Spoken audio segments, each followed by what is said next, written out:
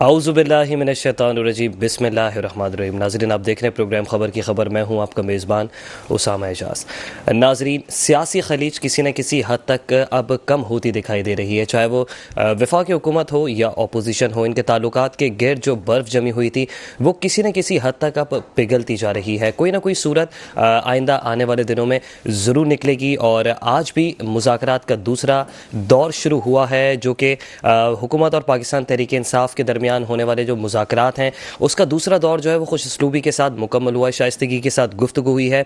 जबकि तहरीरी मुतालबात पर बानी PTI से मुशावरत के लिए पाकिस्तान तहरीक इंसाफ ने मज़ीद वक्त तलब कर लिया है और मुज़ाकरात के दूसरे दौर के बाद जो सालिसी का किरदार अदा कर रहे हैं स्पीकर कौमी असम्बली सरदार अयाज सादिक, जो दोनों की जानिब से सालिस बने हुए हैं, उनकी जानिब से ये कहा गया है कि हुकूमत और तहरीक इंसाफ बातचीत जारी रखेगी, जबकि तीसरी मीटिंग अगले हफ्ते होने जा रही है। मुज़ाकरात का दूसरा दौर हुआ, कोई पेशरफ जो है वाज़े तौर पर दिखाई नहीं दी। हाँ, अलबत्ता लहजों में जो है वो काफ़ी शाइस्तगी दिखाई दे रही है और साथ ही साथ बानी PTI के तहरीरी मुतालबात अब तक सामने नहीं आए हैं। ये भी एक बहुत बड़ी वजह है, इसी को डिस्कस करेंगे अपने प्रोग्राम में। इस वक्त हमारे साथ मौजूद हैं स्टूडियो में जावेद सिद्दीकी साहब, जिनका ताल्लुक पाकिस्तान तहरीक इंसाफ से। जावेद सिद्दीकी साहब, आपको प्रोग्राम में खुशामदीद कहेंगे, बहुत शुक्रिया आप तशरीफ़ लेकर आए। इसी के साथ हमारे साथ मौजूद हैं पाकिस्तान पीपल्स पार्टी के रहनुमा हैं महबूब अब्बासी साहब। सर, आपका भी बेहद शुक्रिया, आप भी यहाँ पर तशरीफ़ लेकर आए। जावेद अब्बासी साहब, जावेद सिद्दीकी साहब, आपकी जानिब आऊँगा। आप बताइएगा, मुज़ाकरात हुए हैं और मुज़ाकरात का दूसरा दौर जो है वो बहुत अच्छे एहसन अंदाज में हुआ है, क्या कोई मज़ीद पेशरफ देख रहे हैं आप आगे? बिस्मिल्लाहिर्रहमानिर्रहीम। देखिए, मुज़ाकरात तो हम पहले भी आपने देखा था कि करते रहते थे और वादे भी होते रहते कि अच्छा जी अब ये कर देते हैं, अब वो कर देते हैं, लेकिन अमल दरामद नहीं होता था। तो इस वजह से क्योंकि जिनके पास पावर होती है उनसे अगर मुज़ाकरात किए जाएं तो बेहतर होता है। अब आप देख रहे हैं कि जब से ये हुकूमत बनी है, इससे पहले आपने देखा बिजली के मसले पे हाफिज़ नईमुर रहमान साहब से भी सिंध गवर्नमेंट और वफाक ने मुज़ाकरात किए थे और बहुत सारे वादे बिजली के मुताल्लिक किए थे, लेकिन अभी तक देख रहे हैं कि आप कोई अमल दरामद नहीं हुआ उस पर। तो क्योंकि इस वक्त जो सिचुएशन है, जो हालात चल रहे हैं मतलब के मुल्क के और दुनिया के, तो हमारी एक कोशिश है, लेकिन हमारे जो मुतालबात हैं, आपने देखा होगा खान साहब बार बार यही दोहराते हैं कि पहले जो बेगुनाह लोग जो गिरफ्तार हुए हैं उनको रिहा किया जाए, ठीक है, और जो वाक़यात हैं उनकी जो 26 के और 9 मई के, उस पर जुडिशल कमीशन बनाया जाए ताकि असल हक़ाइक़ सबके सामने आए। और उसके बाद जो मैंडेट है हमारा, जो तकरीबन पूरी दुनिया जानती है, ठीक है, 8 फरवरी 2024 को, तो इंशाल्लाह देखें अब कि इसमें क्या रिजल्ट आता है, ठीक है, और हुकूमत किस हद तक अपने जो हमारी इस्टेब्लिशमेंट है, ठीक है, वो किस हद तक अपने वादों को अमली जामा पहनाती है। तो ये फिर इंशाल्लाह आने वाला वक्त बताएगा, क्योंकि हमारे तो मुतालबात जो शुरू से थे वही अभी भी हैं। दो मुतालबात तो आपके जो रोज़ अव्वल से ही रहे हैं। एक मुतालबा यह है कि 9 मई और 26 नवंबर के वाक़यात पर जुडिशल कमीशन बनाया जाए, दूसरा कि बानी PTI समेत तमाम सियासी कैदियों को रिहा किया जाए। ये जो दो सर फहरिस्त आप लोगों के मुतालबात है। जो मैंडेट 8 फरवरी 2024, चले वो तो सेकेंडरी में चला गया ना, दो जो अहम सबसे मुतालबात। जी हाँ, जाहिर सी बात है, आप देखें ना, अब हमारी जो पूरी क़यादत है वो एक अरसे से कैद व बंद की सोबत और उसके जो मुकदमात हैं, आपने देखा सुप्रीम कोर्ट और हाई कोर्ट उनको कई दफ़ा रिहा करने का हुक्म भी दे चुकी है। चलें, ठीक है, लेकिन उस पर अमल दरामद नहीं होता। अब देखें, जब ये बहुत अरसे से ये कह रहे थे कि मुज़ाकरात करें, अब वो भी करके देख लेते हैं कि क्या होता है। ठीक है जावेद सिद्दीकी साहब, इसी के ऊपर आते हैं दोबारा। महबूब अब्बासी साहब, आपकी जानिब आऊँगा, पीपल्स पार्टी का भी मौक़िफ़ जानना चाहेंगे। बानी PTI के तहरीरी मुतालबात अब तक क्यों सामने नहीं आए हैं, क्या वजह हो सकती है इसके पीछे? मैं समझता हूँ ये जो 2024 का इलेक्शन हुआ जी, उसके बाद जिस तरीके से तहरीक इंसाफ इमरान खान ने और जो भी नतायज आए उनको कबूलने से इनकार यकसर मुस्तरद कर दिया, और उसके बाद जो जिस तरीके से गवर्नमेंट बनी, पाकिस्तान पीपल्स पार्टी ने किसी हद तक उसी दौर में हाथ बढ़ाया था एक लाइट मूड में, आपको याद होगा इलेक्शंस तो के नताइज के बाद, नताइज के ऐसा बाद ही है। लेकिन पीटीआई की तरफ से वो माना नहीं हुई। तो इस पार्टी का हमेशा मौक़िफ़ रहा है कि वो बातचीत के जरिए, अफाम तफहीम के जरिए हम जमहूरियत को मुस्तकम करें, पाकिस्तान को बिल्कुल। उस इलेक्शन के नताइज के बाद फर्स्ट प्रायोरिटी पाकिस्तान पीपल्स पार्टी की यही थी कि पीटीआई के साथ मिलकर हुकूमत बनाई जाए। बहरहाल ये थे कि उनके साथ उनसे भी बातचीत हो रही थी। तो बहरहाल वो इमरान खान साहब बज़द रहे, जो उनका मिजाज है, तबीयत है, सब जानते हैं। तो उसके बाद 9 मई का वाक़या होता है, सारी चीज़ें होती हैं। जो 9 मई का वाक़या है वो मैं कहता हूँ कि इस मुल्क का गैर मामूली वाक़या था, जिसमें हसास इदारों की तनसीबात, उनमें आप लाहौर के माना उसमें देखें, अपना हाउस में चले गए, सारी ये जो कि ये मैं कह रहा हूँ गैर मामूली है। ये कोई दुश्मन मुल्क भी ऐसी चीज़ें नहीं करें, जिस पे हमेशा सियासी पार्टियों का, सबका आज तक ये है कि भाई इमरान खान पीटीआई 9 मई और 26 नवंबर के जो वाक़यात हुए उन पे माफ़ी मांगे, क्योंकि उसमें बहुत सारे आपको सबूत मिलेंगे जिसमें इमरान खान साहब खुद 9 मई में बहुत सारी इंस्ट्रक्शन दे रहे हैं और पीटीआई को बहुत सारे लोग माना जो नज़र आ रहे हैं, ये सारी तोड़ फोड़ में फोटो जो मशहूर लीडरान थे, तो उनसे तो डिनाई नहीं कर सकते। तो ये एक बड़ा एक वाक़या है। ऐसा मैं कहता हूँ पाकिस्तान की तारीख में ऐसा 9 मई जैसा वाक़या नहीं हुआ। तो वो मैं कहता हूँ कि आप फौज के खिलाफ था, इस मुल्क के खिलाफ था, जमहूरियत के खिलाफ था, मुल्क की तरक्की खुशहाली के खिलाफ था ये अमल, जिसकी हमने मजम्मत करते हैं, आज भी करते हैं। कल भी अगर कोई ऐसा कोई अमल करेगा, कोई भी पार्टी, कोई भी ग्रोह करेगा, हम उसकी मजम्मत करेंगे। अभी भी हमारा मुतालबा है यही है, और सारी पार्टियां भी यही कहती हैं, इत्तेहादी भी, जो पीस पार्टी है, जो इत्तेहादी जमायत है, उनका भी यही मुतालबा है कि इमरान खान पीटीआई 9 मई 26 नवंबर पे माफी मांगे। ठीक है। और दूसरी बात, ये जो आपने बात की कि ये अभी टेबल टॉक पे बैठे हुए, आज मीटिंग हुई है, दूसरा सेशन मेरे ख्याल में दूसरे हफ्ते में शुरू हो रहा है। ये चीज़ भी पाकिस्तान पीस पार्टी, सदर आसिफ अली जरदारी साहब, बिलावल भुट्टो जरदारी साहब, ये पहले दिन से कह रहे हैं कि भाई ये जो भी मसलों का हल है वो टेबल पे बैठने से ही हल होगा। जमहूरियत की बेहतरी भी इसी में ये, आप टेबल पे बैठे। ठीक है। आपको याद होगा मिसाल की जमहूरियत बना था मोहतरमा और नवाज शरीफ के दौर में, उस दौर में आप देखेंगे कि मुल्क की मईशत बेहतरी की तरफ जा रही थी। आज मीटिंग हुई है, बैठे, कल बैठे, तो आप अखबारों में देखेंगे कि बेहतरी की तरफ मुआशी तौर पे एक चीज माना डिस्कस में आ रही है। हम यही कहते हैं कि ये डिस्कस होनी चाहिए, अफाम तफहीम होनी चाहिए, डिस्कशन होनी चाहिए।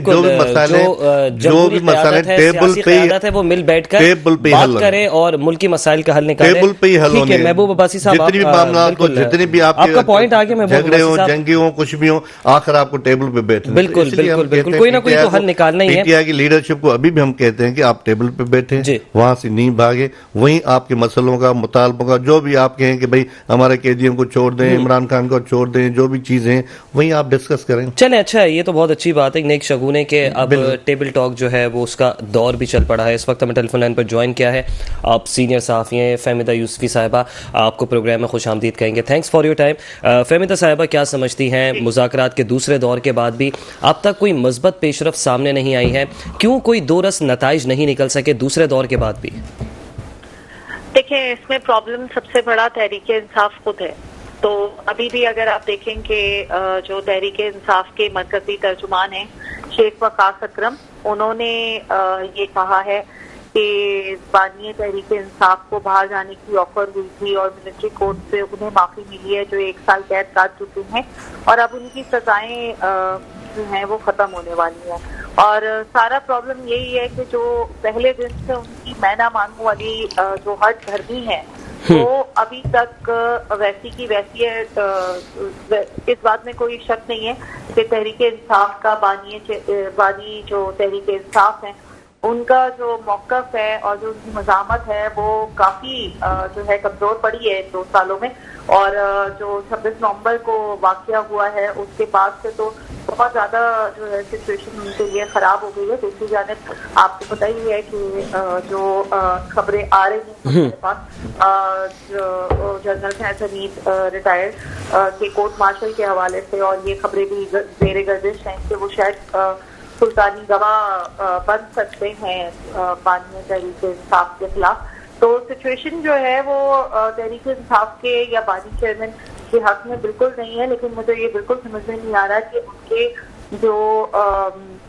जो भी उनको समझाने वाले हैं वो कौन लोग हैं, क्योंकि यहाँ पर अभी कुछ बात होना शुरू होती है। किसी तरह मामलात को कोशिश की जाती है कि कहीं कहीं से जो है वो बर्फ तोड़ी जाए, कहीं से कोई रास्ता निकाला जाए, लेकिन प्रॉब्लम जो है वो तहरीक इंसाफ खुद है और उनके जो समझाने वाले हैं, जो कि और सबसे बड़ी बात यह है कि तहरीक इंसाफ का जो माइंडसेट है वो बाहर से चल रहा है, वो उसका सोशल मीडिया से चल रहा है। तो ये प्रॉब्लम मुझे तो मुज़ाकरात जो है मुझे इसकी एक अलामती तो वैल्यू नजर आ रही है, लेकिन ये सब जमातें एक साथ बैठ गई हैं, लेकिन प्रॉब्लम ये है कि ये सब अपना बहुत ज्यादा नुकसान ऑलरेडी कर चुके हैं। इनके हाथ से जो जमहूरी निज़ाम अमल है होता है किसी भी रियासत का जो प्रोसेस वो तो वैसे भी निकल चुका है, और ये इनकी सबकी अपनी अपनी गलतियां हैं, अपनी अपनी अनाएं हैं। हम तो मुसलसल यही कहते थे कि इन अपने बातों और मामलात से हटे। अगर हुकूमत अपने मामलात से या अपने अना से थोड़ा पीछे हुई है और तहरीक इंसाफ को कोशिश करके टेबल पे लाई है तो what's the use in that. लेकिन मुझे जो हालात हैं तहरीक इंसाफ के लिए, मुझे आगे रिलीफ बहरहाल मैं इस तरह से कह सकती हूँ अपनी खबर के बारे में कि मुझे तहरीक इंसाफ को कोई खास रिलीफ मिलता नजर नहीं आ रहा है। अच्छा फहमीदा साहब, आप क्या समझती हैं दो जो सबसे अहम सर फहरिस्त मुतालबात हैं कि 9 मई और 26 नवंबर के वाक़यात पर जुडिशल कमीशन बनाया जाए, दूसरा अहम जो उनका मुतालबा है बानी PTI समेत तमाम सियासी कैदियों को रिहा किया जाए, क्या समझती हैं क्या ये जो दो सर फहरिस्त मुतालबात हैं ये किस हद तक दुरुस्त हैं?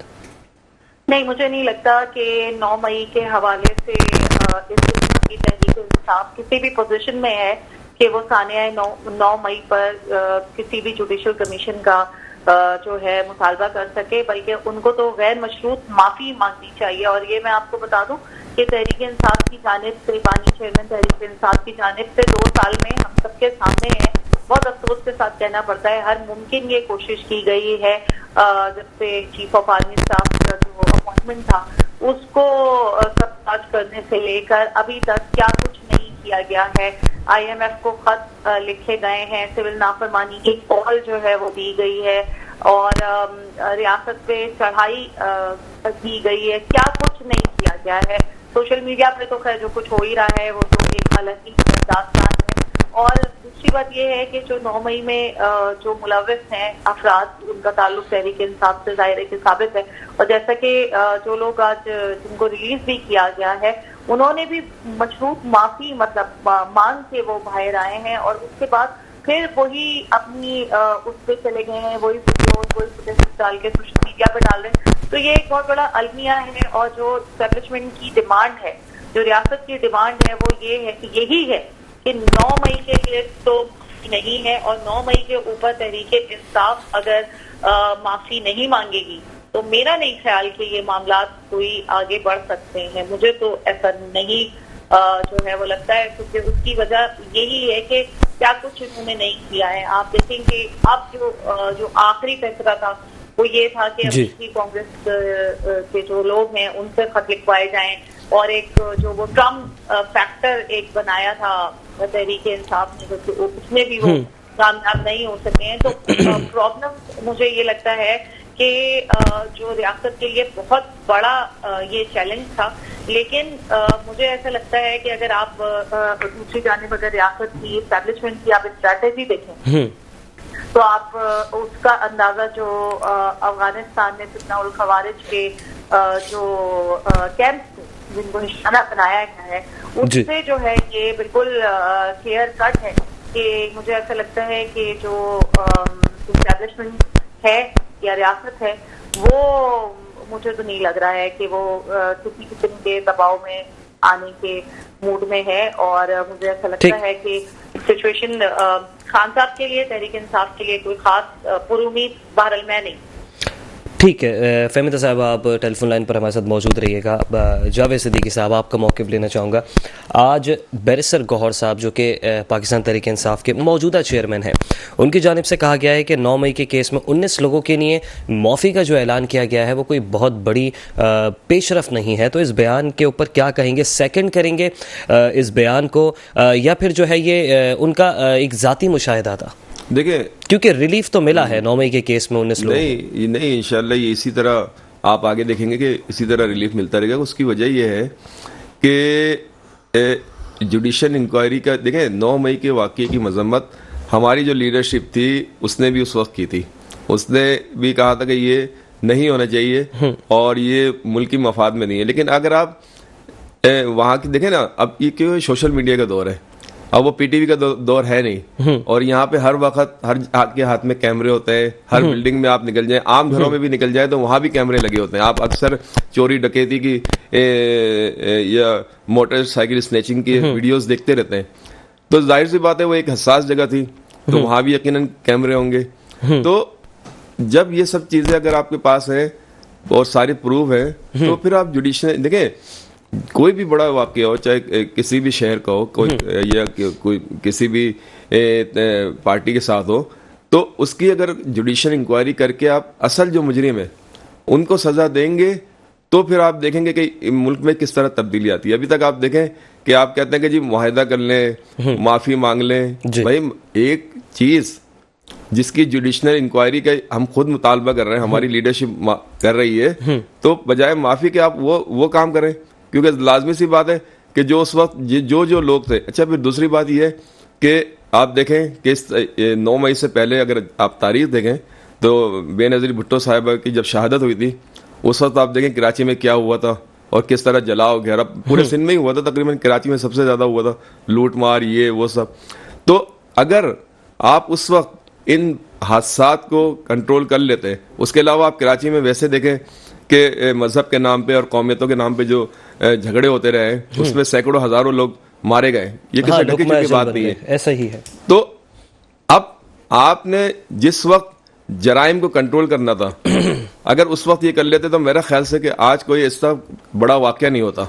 अच्छा, फिर दूसरी बात ये देखें कि 26 तारीख को जो इस्लामाबाद का जो वाकया हुआ है, उसमें तो 69 अफराद, पाकिस्तानी अफराद एक एहतजाज कर रहे थे, तो आपने उस पर गोली क्यों चला दी?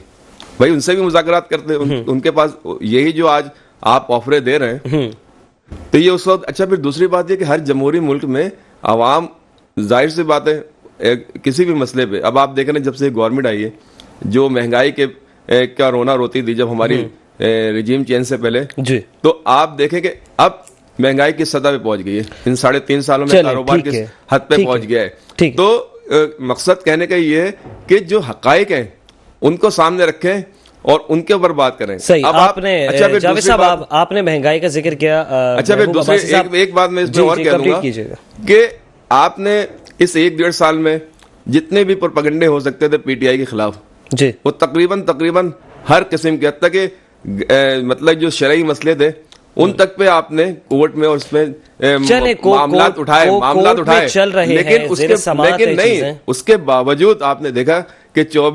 8 फरवरी 2024 को जो रिजल्ट आया वो अवामी रिजल्ट था, जो आपने चेंज कर लिया। ठीक है, तो आप जब इस तरह जब आप चेंज करते रहेंगे और भी आएंगे, क्योंकि वरना फिर बहस कहीं और चली जाएगी। तो आपने महंगाई का जिक्र किया, मैं पाकिस्तान पीपल्स पार्टी का भी मौक़िफ़ चाहूंगा। महबूब अब्बासी साहब, बानी पीटीआई जेल में सहाफ़ियों से गैर रस्मी गुफ्तगू कर रहे थे। मईशत के हवाले से सवाल किया गया तो उन्होंने इस बात को तस्लीम किया कि शहबाज शरीफ ने और उनकी गवर्नमेंट ने मुल्क को दिवालिया होने से बचाया है। तो कहीं ना कहीं तो मौशी अशारिय दुरुस्त हो रहे हैं और बानी पीटीआई भी इसका इकरार कर रहे हैं। बिल्कुल, आपने जैसे बात की, एक तो महंगाई की और महंगाई की शरह में कमी हुई है, उसके इस महीने की, अगले महीने की 2-3 महीने की आप अगर न्यूज़ देखेंगे, स्टॉक एक्सचेंज की रिपोर्ट देखेंगे, मालियाती रिपोर्ट देखेंगे, तो उसमें बेहतरी आई है। गुर्बत का जो रेशो है वो कम हुआ है, ये आप मानेंगे, ये बिल्कुल ये अच्छी बात है। बानी पीटीआई ये चीज़ मान रहे हैं। तो इस हवाले से पहले भी जो आपने चीज़ की कि जिस तरीके से उनके मुतालबात हैं, मुतालबात माने गए, जो मुतालबात हैं, 19 लोगों को 67 लोगों ने अपील की थी, उसमें से 19 को उन्होंने भी माफ़ी मांगी है। इसका मतलब है मैंने ये जुर्म किया है, मैंने ये तोड़ फोड़ किए, जलाओ गिराओ किया है, उस पे उन्होंने माफ़ी मांगी है जी। ठीक है, तो इसमें गवर्नमेंट, रियासत भी कहीं ना कहीं अपना थोड़ा दिखा रही है कि ठीक है, मुल्की मुफाद के लिए, हालांकि क्राइम बड़ा है, मुल्की मुफाद के लिए हम भी थोड़ी लचक दिखाते हैं, हम बैठते हैं, कुछ दे के कुछ वो लेके जान छुड़ाते हैं। तो हमारा भी ये है कि भाई माफ़ी मांग लें जिनके जायज़ मुतालबात हैं। जो क्राइम का भी एक रेशो होता है, एक बंदा रेशो करता है, एक मना हल्की सी चोरी है, एक कत्ल है, एक जख्मी है, उस हिसाब से सज़ा होती है ना, कानून या वो चीज़ उस हिसाब से आपको FIR कटती है, कलम लगते हैं, वो चीज़ होती है। तो समझते हैं कि ज़ाहिर है वो भी जो इदारा है आर्मी का, वहाँ भी उन्होंने देखा होगा कौन कौन से कितने कितने क्राइम में इन्वॉल्व थे, तो उनको वो अभी देख रहे हैं। लेकिन वो बातें हो रही हैं, वो तब होंगी जब ये सिलसिला शुरू करेगी PTI, जो हम कई अरसे से उनको कह रहे थे। अभी आए, देर आए, दुरुस्त आए, बैठे हैं। मैं समझ रहा हूँ इससे मुल्क की हालात बेहतर होगी, इस मुज़ाकरात से आप देखेंगे मईशत मुल्क की बेहतर होगी, मुल्क की सूरत हाल बेहतर होगी और जमहूरियत को हम बेहतरी की तरफ ले जाने में कामयाब हो जाएंगे। ठीक है, जमहूरियत जो है वो भी परवान चढ़ेगी। फहमीदा यूसुफी साहिबा, आपके सामने आऊँगा, आपके पास आऊँगा। फहमीदा यूसुफी साहिबा, आप बताइएगा कि ये अगर 9 मई और 26 नवंबर के जो मास्टरमाइंड्स हैं, अगर हुकूमत उनको मुआफ़ी दे देती है, चाहे वो किसी भी तरीके से दे दे, तो फिर माजी की बहुत सारी ऐसी एग्जाम्पल्स हैं हमारे आगे कि किसी की आवाज़ पे पाबंदी, किसी की तकरीर पे पाबंदी, किसी की तस्वीर पे भी पाबंदी लगी, बहुत सारे ऐसे किरदार हैं। तो क्या मैसेज आएगा अक़वाम आलम में? नहीं, जैसे कि मैं आपको आपके ही प्रोग्राम में अपनी खबर दे चुकी हूँ और मैं दोबारा से ये खबर दोहरा देती हूँ कि मुझे जो 9 मई के और 26 नवंबर के मास्टरमाइंड्स हैं, उनके लिए किसी किस्म का रिलीफ होता नजर नहीं आ रहा। मुझे ऐसा लगता है कि अपनी तमाम तर ब्लैकमेलिंग, तमाम तर दबाव और तमाम तर हरबों के बावजूद तहरीक इंसाफ को रियासत ने शिकस्त दे दी है। उनकी शिकस्त की सबसे बड़ी जो आपके सामने एक जो वाज़ेह मिसाल है वो यही है कि जो चोर डाकू थे वो उनके साथ फाइनली उनके साथ टेबल पर आ गए हैं। और देखिए, ये होता ही है सियासत में, आपको मुफाहमत, मुसालिहत और बातचीत के दरवाजे खोलने ही पड़ते हैं। नैना मानू से मामलात जो है वो नहीं होते हैं। दूसरी तरफ जो KP के हालात हैं वो हमारे सामने ही हैं। आपके सामने है कि पाकिस्तान में 2024 में जो दहशतगर्दी के वाकयात हैं उनमें 66% के करीब जो है वो इजाफा देखने में आया है और उसमें से ऑलमोस्ट 90% जो वाकयात हैं वो खैबर पख्तूनख्वा से ताल्लुक है और कुछ का बलूचिस्तान से है। और जबकि इस पर अवामी नेशनल पार्टी का और जो आजाद एक्सपर्ट्स हैं उनका भी ये मानना है कि ये दहशतगर्दी की वजह जो है ठीक है। अच्छा फहमीदा साहिबा, इस वक्त मुझे एक ब्रेक का कहा जा रहा है, तो ब्रेक के बाद आते हैं, फिर इसे को कंटिन्यू करते हैं यहीं से। नाज़रीन, अब वक्त हुआ है ब्रेक का, ब्रेक के बाद फिर हाजिर होते हैं। Welcome back after a short break. Break पे जाने से पहले सीनियर सहाफ़ी फहमीदा यूसुफी साहिबा से गुफ्तगू का सिलसिला जारी था। फहमीदा साहिबा, मैं चाहता हूँ आप फिर से वहीं से कंटिन्यू कीजिएगा।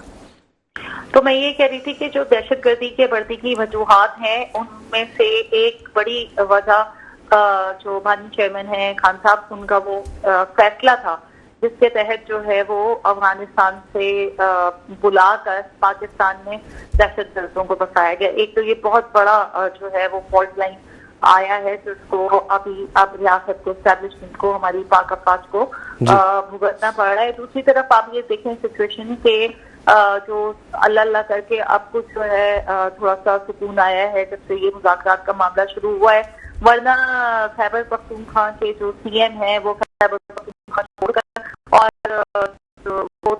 अपनी सारे वसाइल लेकर वो हर वक्त रियासत पर चढ़ाई के लिए तैयार रहते थे। मुझे से कहना पड़ता है कि अपनी गिरफ्तारी करने के लिए अपने जो लोग उनको भरपूर तरीके से बताया था। उनकी तमाम जो हैं, तमाम जो उनके वीडियो मैसेजेस हैं, वो सब ऑन द रिकॉर्ड हैं। और जैसे ही 9 मई के बाद उन्होंने उन सबको जो है उनका ताल्लुक का ऐलान किया की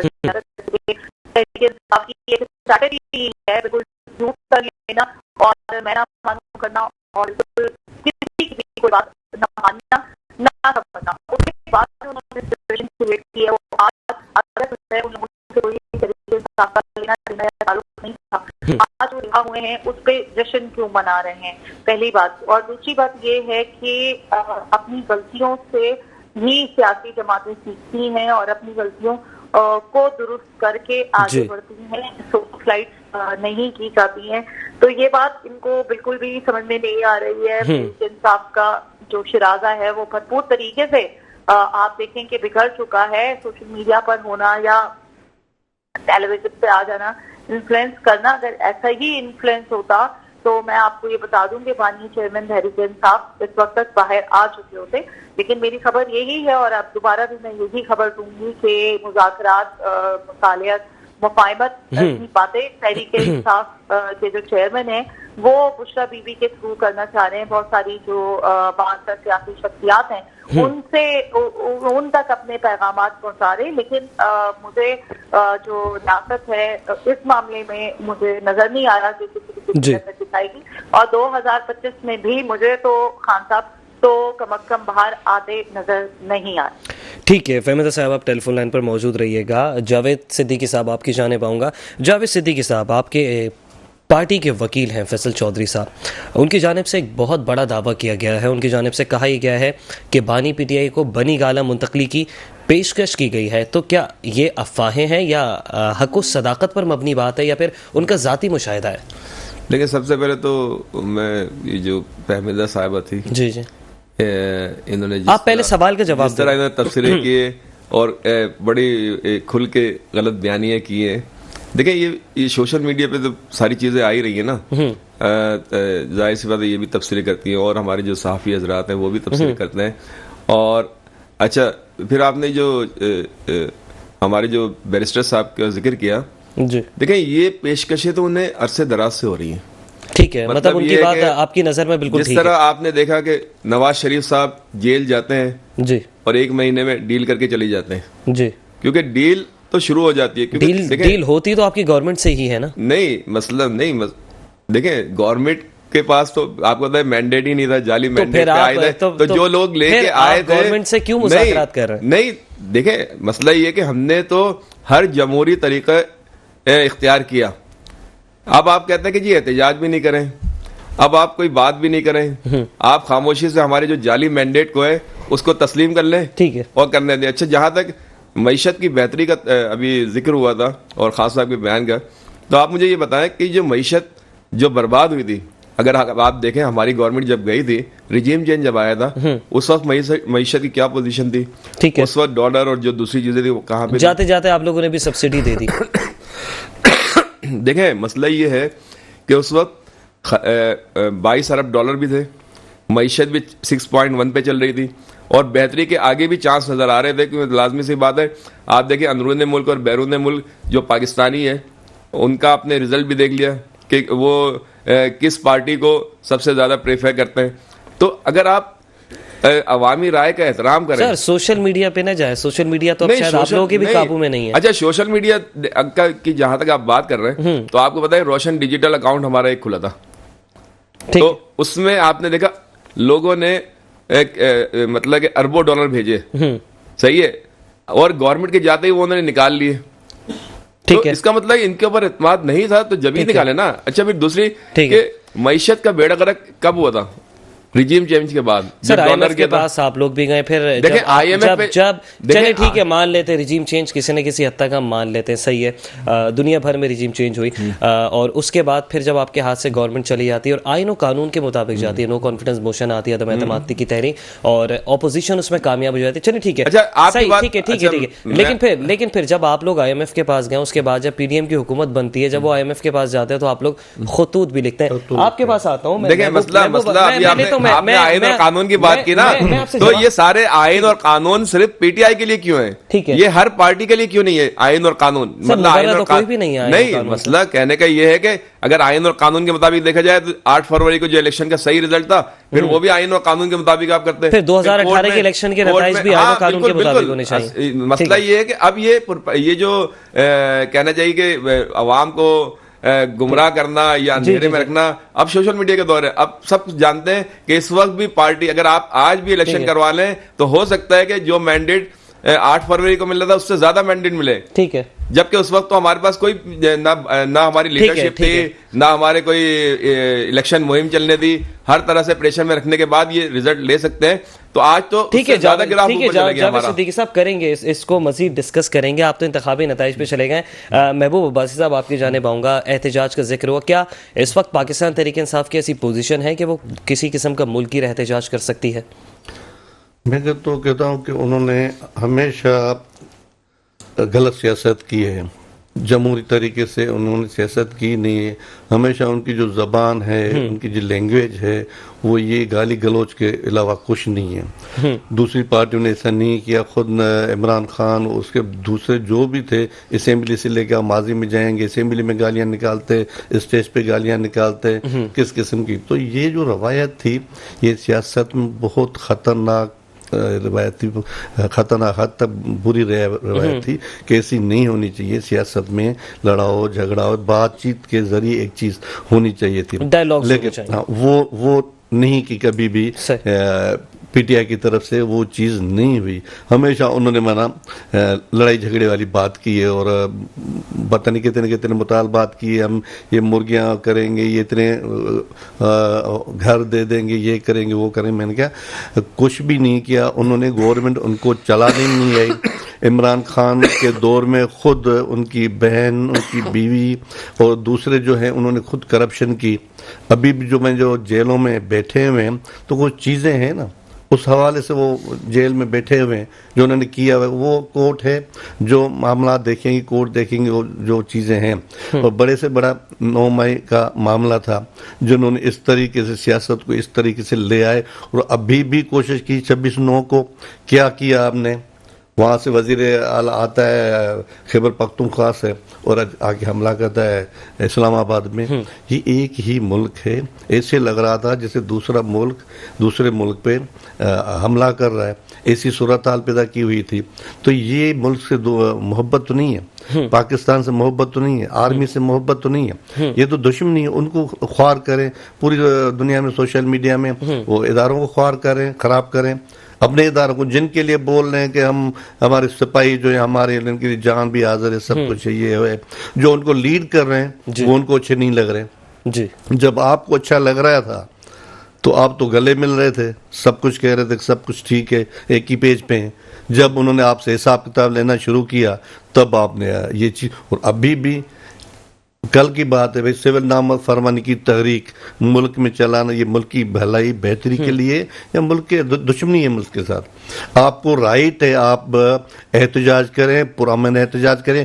कभी भी पाकिस्तान पीपल्स पार्टी ने, भले मोहतरमा का हवाला आपने दिया, मोहतरमा को शहीद किया गया, वो दुनिया की मानी लीडर थी, औरत थी, और उसको जिस तरीके से पिंडी में न सिर्फ मोहतरमा को, पिंडी से दूसरी जो लाश लाड़काना पहुंची है भुट्टो साहब की, एक मोहतरमा बेनज़ीर की, उसके बाद जो जितना भी रिएक्शन हुआ सिंध के अंदर, पूरे पाकिस्तान में हुआ, खुसूसी तौर पे सिंध के अंदर बहुत रिएक्शन हुआ, इंतहाई किस्म का रिएक्शन हुआ, लोगों ने बोला हम इस मुल्क में किस तरीके से रहें, लेकिन वही 9 डेरों में आसिफ अली ज़रदारी साहब ने ये कहा कि नहीं, मोहतरमा भी कहती थी भुट्टो साहब की शहादत बाद बेहतरीन इंतकाम जमहूरियत है, और ज़रदारी साहब ने कहा बेहतरीन इंतकाम जमहूरियत है। हमें वहाँ नारे लगने, पाकिस्तान के खिलाफ नारे लगे, वहाँ ज़रदारी साहब ने कहा कि पाकिस्तान खपे, पाकिस्तान खपे का नारा लगा के उसने पाकिस्तान को बचाया।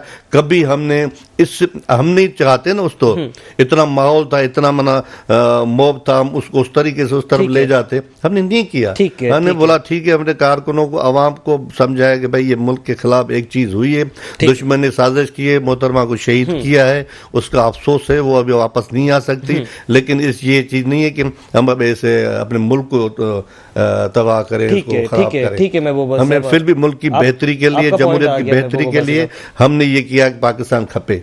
ठीक है, मैं वो बस अब आपका पॉइंट आ गया। फहमीदा यूसुफ साहिबा, आपकी जानिब आऊँगा, आपसे 2 सवालात लेना चाहूँगा। ये बताइएगा, 9 मई का जिक्र होता है, क्या लगता है पाकिस्तान मुस्लिम लीग नून के पास, उनकी हुकूमत के पास मज़ीद कोई बयानियाँ नहीं है और वो 9 मई के पीछे छुपना चाहते हैं, और जो 9 मई के हवाले से जो इल्ज़ामात चलते ही आ रहे हैं, जो एक दौर चल पड़ा है कि 9 मई इन्होंने किया, 9 मई इन्होंने किया, और 9 मई में जो है मुल्क को ये नुकसान हुआ, तो आपको क्या लगता है इसके ऊपर क्या कहेंगे? और दूसरा सवाल ये कि दहशत गर्दी का जो नासूर है उसको कुचलने के लिए हुकूमत और अपोजिशन का एक पेश पर होना किस हद तक ज़रूरी है?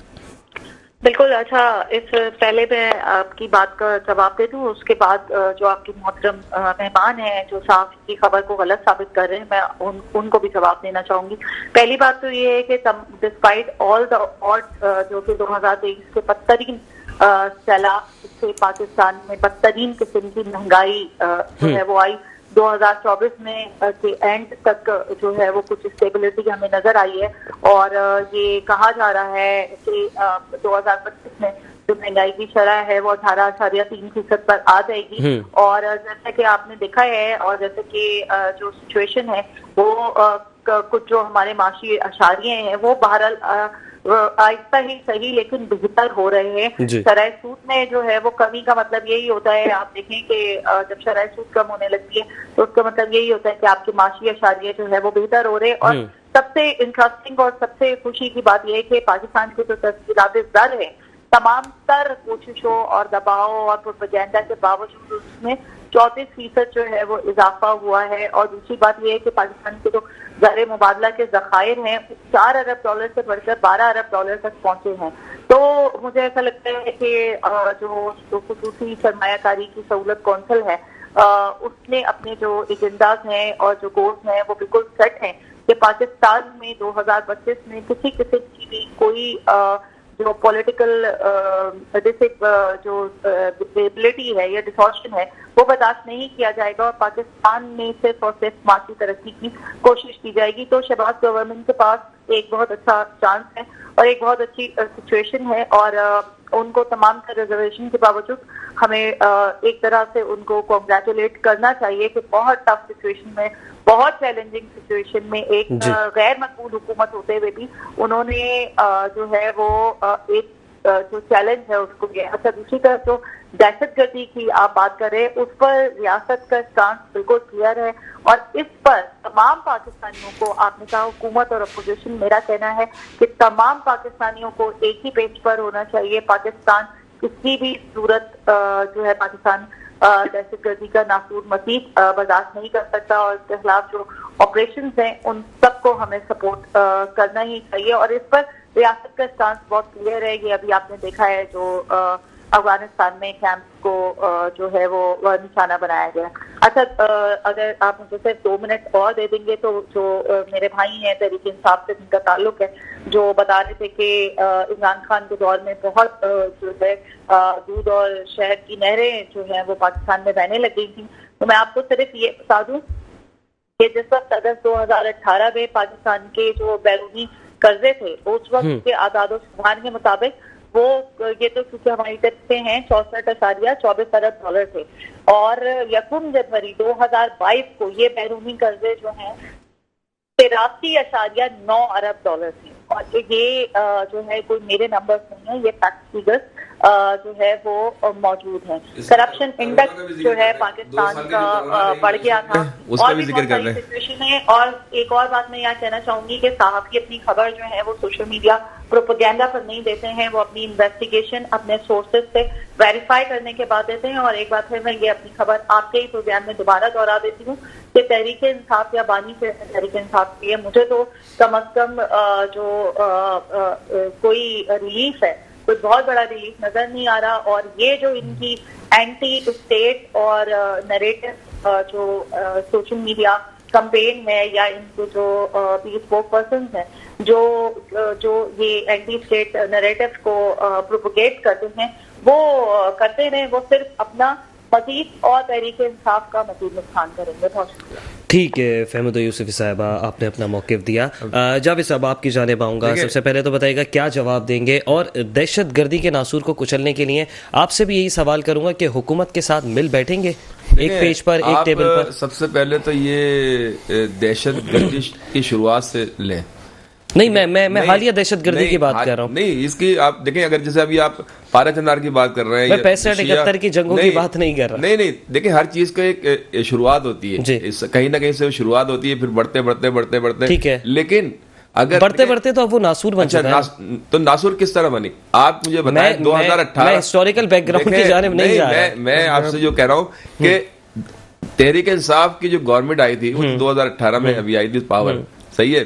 यहाँ पे जो सियासत होती रही, जो मैं अक्सर प्रोग्राम में कहता हूँ कि मजहब पे और लिसानियत पे, दो पे सियासत होती रही है। अच्छा, जैसे अभी पारा चनार का जो वाकया हुआ था, तो इसके अगर आप बैकग्राउंड में जाएं तो ये तो तकरीबन मेरे ख्याल से 90 की दहाई में तंजीम निफाज फ़िक़ह जाफरिया की वहां पे बुनियाद रखी थी।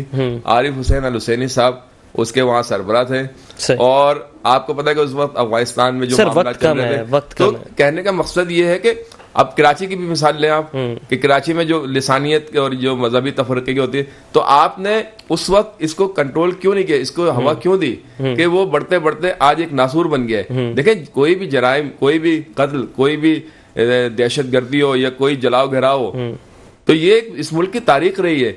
ये आप देखें, जब पीटीआई का दौर आया था उस वक्त आप देखें कि तमाम कोई भी मसलक का हो, लिसानियत का हो, इस तरह का कोई वाकया नहीं हुआ, क्योंकि बाकी सारी जो जमातें थी वो तो लिसानियत पे और सूबाइयत के ऊपर हुकूमत कर दी, चाहे वो मियाँ साहब की हो, चाहे सर हज़ारा बिरादरी की किलिंग हुई थी, जिसपे उस वक्त के वज़ीर आज़म ने कहा था कि आप लोग दफना दो, मैं नहीं आता। बहुत तल्ख जुमले थे। नहीं, वो गए थे, वो तो खैर प्रोपेगेंडे तो होते रहते हैं। सर बयान तो मौजूद है, गए थे, मुलाकातें की, सब कुछ किया।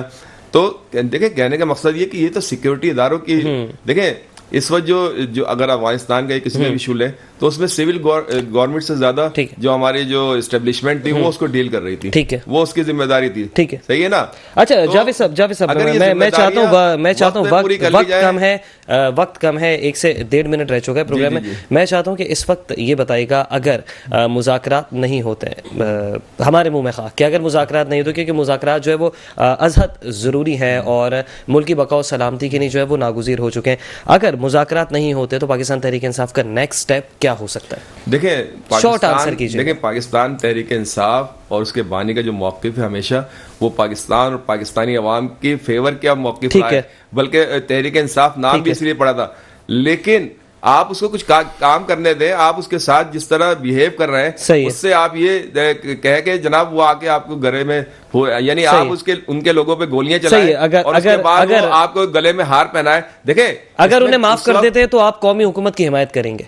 नहीं, माफी की बात नहीं है, जुर्म किया, कोर्ट ने कितनी दफा उनको रिलीव करने का और रिहा करने का हुक्म दिया, मतलब माफी की क्या बात है। वो कोर्ट से केस लड़ रहे हैं, कोर्ट से फैसले आ रहे हैं, अब आप चाहते हैं कि फैसले आपकी मर्जी क्यों, मखसूस लोगों की मर्जी क्यों, तो वो एक अलग बात है। आप देखें ना, या तो आप कहते हैं कि मुल्क को आइन और कानून के बजाय हमने आम आदमी की इमलाक जल जाए, उसकी जान चली जाए, उसका जो भी नुकसान हो वो जायज है, लेकिन खास मौके पे खास चीजें जो है वो जायज नहीं है, ठीक है। तो ये नहीं है, देखिए सबको एक ही नजर से देखें। तमाम सियासी जमातों की तरह पाकिस्तान तहरीक इंसाफ भी मुल्क की बका और सलामती के साथ करिए, ठीक है। महबूब अब्बासी साहब, चले जावेद साहब, वक्त इख्तिताम की जानिब है। मैं चाहता हूँ कि शॉर्ट आंसर महबूब अब्बासी साहब से भी ले लें।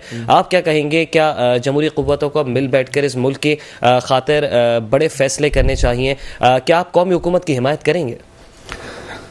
मैं जमहूरियत पसंद हूँ, सियासी वर्कर हूँ। मैं कोशिश करूँगा, मैं चाहूँगा कि जिसको भी अवाम मैंडेट देता है उसको सबको चाहिए कि उसको कबूल करना चाहिए, उस मैंडेट को कबूल करना चाहिए और इसी से ही जमहूरियत मजबूत होगी। लेकिन यही नहीं हो रहा हमारे बढ़ेगी, जावेद साहब थोड़ा मौका बढ़ेगी, दीजिएगा। इसी से जमहूरियत मजबूत होगी। जब जमहूरियत मजबूत होगी और इदारे जो भी हैं, मेरा ये है कि इदारे अपना अपना काम भी करें। जब इदारे अपना अपना काम करेंगे, मैं समझता हूँ जमहूरियत भी मजबूत होगी और इस मुल्क में कोई ऐसे मामलात नहीं होंगे जो भी अमन अमान के मामलात हैं, जैसे आप पारा चुनार के कुरम के से आपने बताए, तो वो भी मैं समझता हूँ कि वो भी जो मामलात हैं वो भी स्टेट को, रियासत को उसको समझना चाहिए। हर इलाके का अपना अपना मिजाज होता है।